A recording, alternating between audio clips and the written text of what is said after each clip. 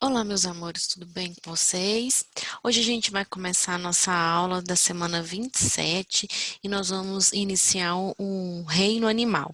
Então, lembre-se que a gente já viu é, vírus, reino Monera, né, das bactérias, protista, fungo, reino vegetal, e agora nós vamos começar o reino animal. Então, para a gente iniciar esse conteúdo, hoje nós vamos falar sobre as tendências evolutivas nos grupos animais.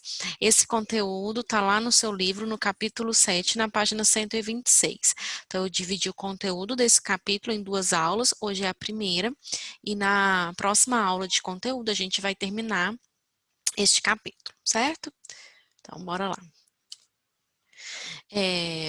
Para a gente começar a falar sobre o reino animal, a gente vai falar um pouquinho sobre o parentesco evolutivo entre os indivíduos que compõem esse reino, certo?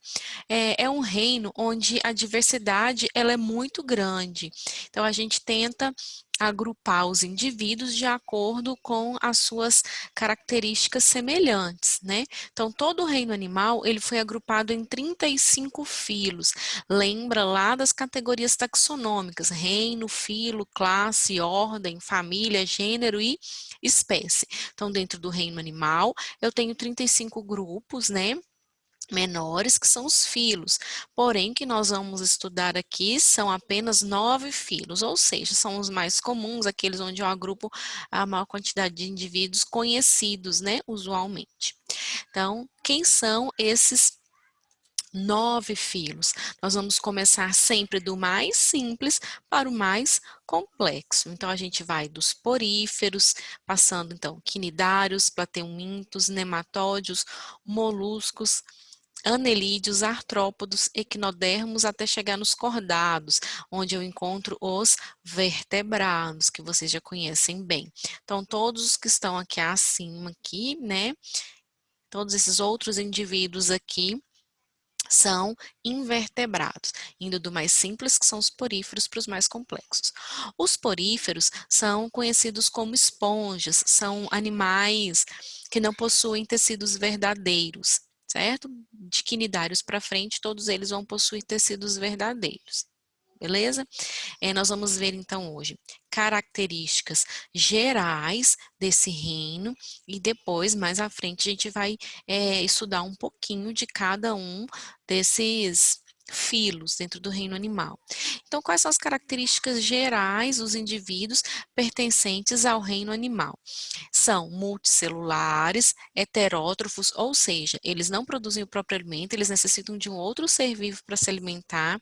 A digestão desses indivíduos, na maioria deles, né, é uma digestão extracelular, ou seja, acontece do lado de fora da célula e existe uma cavidade digestória, que a gente vai perceber que essa cavidade digestória, ela vai ficando cada vez mais complexa, ela vai se aprimorando, né, de acordo com os filos. Então, de acordo com o desenvolvimento evolutivo de cada filo. Vão apresentar sistema nervoso, todos esses sistemas eles vão se aperfeiçoando de acordo com o que a gente for vendo cada filo. Sistema locomotor, a simetria do corpo pode ser bilateral ou radial, nós vamos falar disso. Nós vamos encontrar cefalização, segmentação do corpo, e de acordo com a evolução desse reino, a gente vai começar a encontrar cada vez mais a reprodução sexuada, que é aquela reprodução que há a produção de gametas, né? Eu preciso ter gameta feminino e masculino. Células reprodutivas geradas através da meiose. Então, toda vez que a gente ouvir falar em reprodução sexuada, nós vamos lembrar que nós temos aqui, ó, a produção de gametas, que são as células sexuais, masculina e feminina, porque esses gametas, eles vão fazer um processo interessante, importante para a evolução dos indivíduos, que é a fecundação, né, a mistura de material genético masculino e feminino, fecundação, certo? Ainda falando sobre o parentesco evolutivo, vamos falar um pouquinho aqui da origem, então, dos indivíduos pertencentes ao reino animal. Aqui nós temos uma árvore filogenética. O que é uma árvore filogenética? É um esquema que vai mostrar a origem, né? Os ramos aqui, ó, que lembram uma árvore, nós temos o tronco principal e nós temos os ramos aqui, os galhos dessa árvore, mostram uma relação evolutiva entre os indivíduos. Então, nós temos um ancestral em comum, que hoje a teoria mais aceita é de que esse ancestral era um protista flagelado, né? Então, ele deu origem aqui ao primeiro ancestral, né? Deu origem aos primeiros animais. Então, quem que está aqui no primeiro ramo, ou seja, quem é o indivíduo mais primitivo, o que está mais próximo do ancestral protista, são as esponjas. A partir daqui, nós temos um outro nozinho aqui na árvore filogenética, que vai dar origem a animais de simetria radial. Então, aqui ó, não há simetria, né, ausência de simetria nas esponjas, ausência de tecidos verdadeiros, a digestão ainda é intracelular. Aí, a partir do segundo nó, nós vamos ter os indivíduos, né, de simetria radial, começar então a existir tecidos verdadeiros e etc. Uma cavidade digestória, aí nós temos aqui os quinidários, aí nós vamos passar para o próximo nó. Então, à medida que vai subindo nessa árvore, esses indivíduos vão adquirindo mais características evolutivas, aí agora nós vamos ter os indivíduos de simetria bilateral. Aqui nos indivíduos de simetria bilateral, nota aqui que a gente vai ter o primeiro ramo, em que nós vamos dividir nos indivíduos chamados de acelomados e nos pseudocelomados. Nós vamos falar disso mais à frente. Plateumintos e nemateumintos.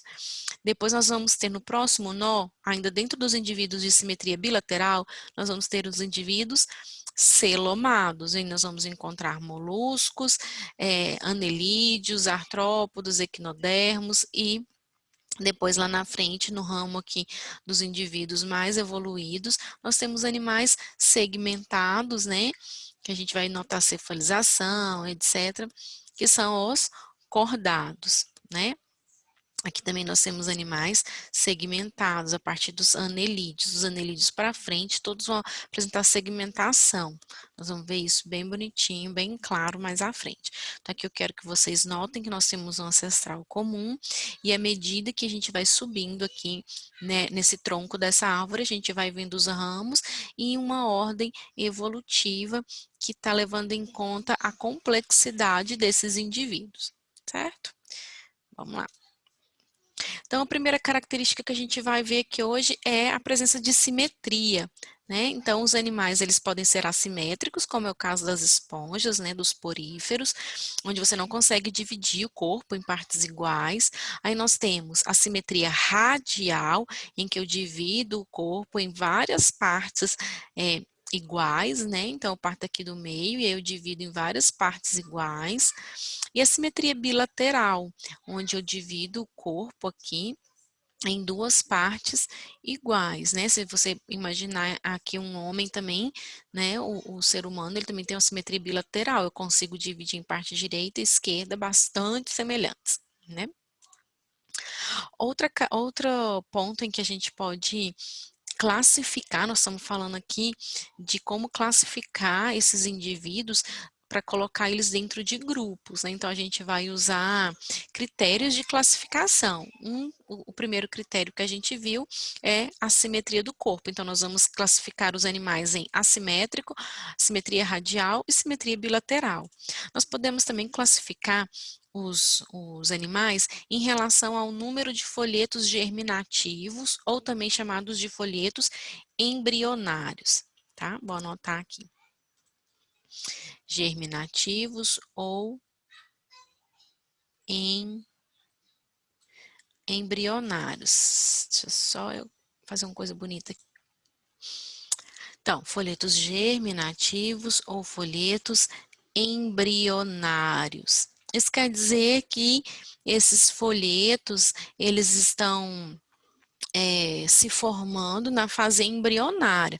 No momento em que o animal ele está se formando, ele vai aparecer tecidos, né, que vão formar esse indivíduo, tecidos embrionários. Os poríferos não entram nessa classificação porque eles não têm folhetos germinativos. Então, de acordo com o número de folhetos germinativos, o indivíduo pode ser diblástico ou triblástico. Então, ele pode ter 2 ou 3 tecidos. Existem 3 tecidos embrionários que nós vamos utilizar para essa classificação: ectoderme, mesoderme e endoderme. Aqueles animais que no período embrionário apresentam ectoderma e endoderma são chamados de blásticos. Os que apresentam ectoderma, mesoderma e endoderma são chamados triblásticos. Então, nós temos aqui o esquema que mostra, né, a formação desses tecidos. Aqui na fase de blástula, ele vai sofrer aqui uma invaginação e vai formar aqui 2 tecidos: ectoderme, que esse mais amarelado, essa parte que fez essa invaginação aqui, esse afundamento, vai formar a endoderme. Esse indivíduo é diblástico. Nós vamos ter uma cavidade aqui chamada de arquêntero, certo? Agora, se eu tiver essa parte mais externa, mais amarelinha aqui, que é a ectoderme, a região mais interna, endoderme, forrando o arquêntero, e entre ectoderme e endoderme eu tiver um outro tecido que está no meio, que eu chamo de mesoderme, então esse indivíduo é triblástico. Aqui, ó, o celoma, nós vamos ver agora na frente, é uma cavidade que vai ser formada aqui a partir desse dobramento desse processo de invaginação aqui. Então, de acordo com os folhetos germinativos, nós temos os poríferos, que não têm nenhum folheto germinativo ou embrionário. Aí nós temos os diblásticos, que são apenas os quinidários, e depois os triblásticos, que são todos os outros filos que nós estamos estudando. Dentro dos triblásticos, ou seja, os que têm 3 tecidos germinativos, nós vamos dividir em indivíduos acelomados, pseudocelomados e celomados. Então, é importante que você anote essa tabelinha aí, tenha ela anotada aí para você sempre lembrar. Qual é o filo que tem cada classificação aqui. Então, nós classificamos de acordo com o número de folhetos embrionários e dentro do número de folhetos embrionários, nós ainda vamos classificá-los. Vou voltar um pouquinho aqui. Nós ainda vamos classificá-los quanto à presença de celoma verdadeiro ou não, que nós vamos falar daqui a pouquinho. Além disso, além do número de folhetos embrionários, a gente pode classificar também os animais quanto a serem protostômios ou deuterostômios, protostomados ou deuterostomados. O que é isso? Então, nós vamos voltar lá na fase embriológica, quando o indivíduo está se formando, as células estão se dividindo, passando por fases de zigoto, mórula, blástula, né? Aqui a gente cortou essa blástula, a gente vê que tem uma cavidade, aí nós vamos passar para a fase de gastrulação. Nessa fase de gastrulação, a gente já começou a ver um pouquinho, a gente vai ter aqui um dobramento, a invaginação, né?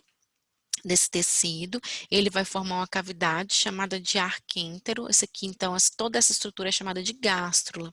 Aqui, essa outra região aqui, essa outra cavidade é chamada de blastocele. Nós temos aqui a ectoderme, a endoderme e depois a gente ainda pode ter toda essa região aqui revestida pela mesoderme. Então, notem que vai começar a surgir aqui um orifício. Esse orifício é chamado de blastóporo. Ele está sendo originado pela invaginação dessa blastoderme. Então, vai começar a fazer essa invaginação e vai formar um orifício chamado de blastóporo. Esse blastóporo, ele pode originar a boca ou o ânus. Então, essa cavidade do arquêntero, ela vai formar o sistema digestório do indivíduo. O sistema digestório, ele começa pela boca, né? E se ele for um sistema digestório completo, ele vai terminar no ânus. Então, esse blastóporo, ele pode estar originando primeiro boca ou anos no sistema digestório completo. Nos animais em que o blastóporo origina, o blastóporo, esse poro, que essa abertura origina a boca, nós vamos chamar esse animal de protostômio. Se esse blastóporo está originando o ânus, nós vamos chamar este indivíduo de deuterostômios. Então, os animais podem ser classificados quanto à origem do blastóporo. Blastóporo originando boca são animais que vão ficar no grupo dos protostômios. Blastóporo que origina ânus, nós vamos classificar esses animais como animais deuterostômios. Aqui, ó. Então, nós temos o blastóporo. Esse blastóporo aqui, ó, originou boca, então, protostômios, certo? Aí, essa cavidade, essa invaginação, ela vai continuar até ela atingir a outra extremidade aqui dessa esfera. Então, vai ficar a boca e na outra extremidade, ânus. Animal protostômio, porque originou o blastóporo, originou a boca. Agora, se o blastóporo originou o ânus e na outra cavidade, lá em cima, né, no que ele foi terminando aqui a sua invaginação, formou a boca, então deuterostômio. Lembrando que isso só vai acontecer em organismos que têm o sistema digestório completo, com boca e ânus. Nós vamos ver depois que alguns animais têm apenas um orifício. Então, o alimento vai entrar e vai sair pelo mesmo orifício. Esse sistema digestório vai ser dito como incompleto. Mas nós vamos falar isso mais à frente. Então, em relação à cavidade corporal que está sendo formada, né, nós vamos ter lá o tubo digestório que a gente viu agorinha, né, no arquêntero, que vai sendo formado, né, através do processo de invaginação, e a gente tem uma outra cavidade corporal que é chamada de celoma. Então, nós vamos ter aqui os 3 folhetos germinativos, né, endoderme, mesoderme e ectoderme, de dentro para fora, e aí a gente vai ter uma cavidade corporal chamada de celoma. Esse celoma pode estar ausente, e aí nós vamos chamar o indivíduo de acelomado, lembrando que essa cavidade que eu estou falando não é a que forma o tubo digestório, certo? É uma cavidade que vai ser preenchida por líquido e que vai ter diversas funções para esse indivíduo. Então, aqui, ó, a gente tem a endoderme, mesoderme, ectoderme, não tem nenhuma cavidade aqui, então ele é acelomado. O A quer dizer ausência, então não tem celoma. Aqui a gente tem uma cavidade, né, entre aqui, ó, a endoderme e a mesoderme, existe uma cavidade, porém, essa cavidade ela não está totalmente revestida por mesoderme. Você vê que a mesoderme está revestindo essa parte aqui mais externa, mas a parte mais interna não está sendo revestida por mesoderme. Então, a gente chama ele de pseudocelomado. Pseudo quer dizer falso. Então, ele tem um falso celoma, porque para ser um celoma verdadeiro, ele tem que ser totalmente revestido por mesoderme, como está aqui, ó, nessa imagem. Então, a gente vê que a parte vermelhinha, ela reveste toda a cavidade, tanto na parte mais próxima aqui ao lado externo, quanto na parte mais interna. Então, cavidade totalmente revestida por mesoderme, eu tenho um indivíduo chamado de celomado.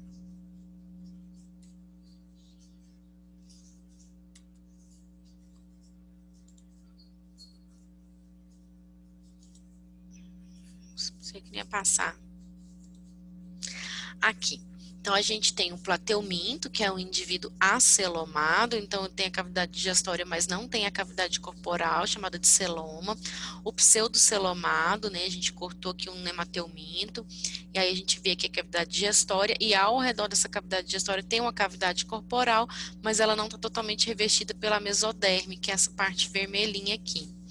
E aí a gente tem aqui um anelídeo, a gente corta o anelídeo aqui no meio e olha dentro da cavidade dele, tem dentro do organismo dele, aí tem uma cavidade corporal aqui, ó, em forma de C. Este é um celoma verdadeiro porque ele tem mesoderme, olha, circundando toda a sua cavidade, certo?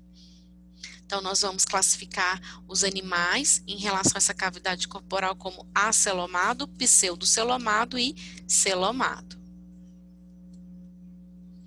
E aí a gente vai também classificar os animais quanto a segmentação e cefalização. Segmentação quer dizer que eu consigo segmentar esse corpo, seja em pequenos anéis, como nos anelídeos, né? A minhoquinha, por exemplo, tem vários anéis, isso vai auxiliar o indivíduo na locomoção dele, é uma característica evolutiva, e também na cefalização, que é uma região onde eu vou concentrar um grande número de células nervosas, que posteriormente, lá nos animais mais evoluídos, eu vou ter uma massa cefálica, eu vou ter a formação de um cérebro, né?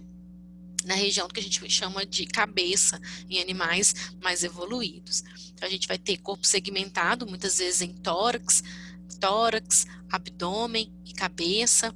Dependendo do animal, a gente pode classificar ele ainda em relação a essa segmentação. Então, o animal apresenta segmentação e cefalização, nós vamos classificá-lo. Certo?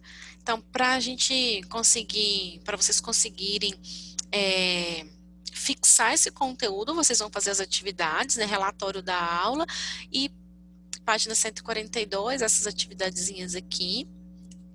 E na página 144, essas outras, não precisa copiar pergunta, é só resposta, faz bonitinho, coloca o seu nome em todas as folhas da sua atividade e posta no GR8 até o dia 27/10. Anota as suas dúvidas para a gente tirar na aula online, beleza? Um grande beijo e até a nossa próxima aulinha.